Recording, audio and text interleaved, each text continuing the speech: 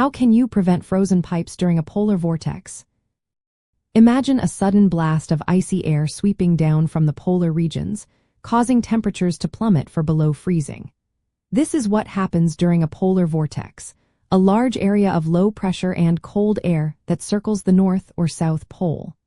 When this cold air moves southward, it can cause temperatures to drop rapidly in areas not usually prepared for such extreme cold. One of the biggest worries during these times is frozen pipes, which can burst and cause costly water damage. So, how can you keep your plumbing safe when the polar vortex hits? First, insulating your exposed pipes is key. Use foam pipe insulation sleeves or wraps, especially in places like basements, attics, garages, or along exterior walls where pipes are more vulnerable. These insulations act like a barrier, keeping the cold air away from the water inside the pipes. For extra protection, you can attach heating tape or heating cables directly onto the pipes. These are special wires that generate heat when plugged in, helping to keep water flowing freely even in freezing temperatures. Next, sealing any gaps or cracks in your walls, floors, and around pipes is very important. Use caulking or weather stripping around windows, doors, and where pipes enter your home. This stops cold drafts from sneaking in and reaching your plumbing system. When cold air gets in, it speeds up the freezing process, so sealing these leaks helps keep the temperature around your pipes warmer. Maintaining a steady indoor temperature also helps prevent freezing. Keep your thermostat set to at least 55 to 65 degrees Fahrenheit, even if you are away.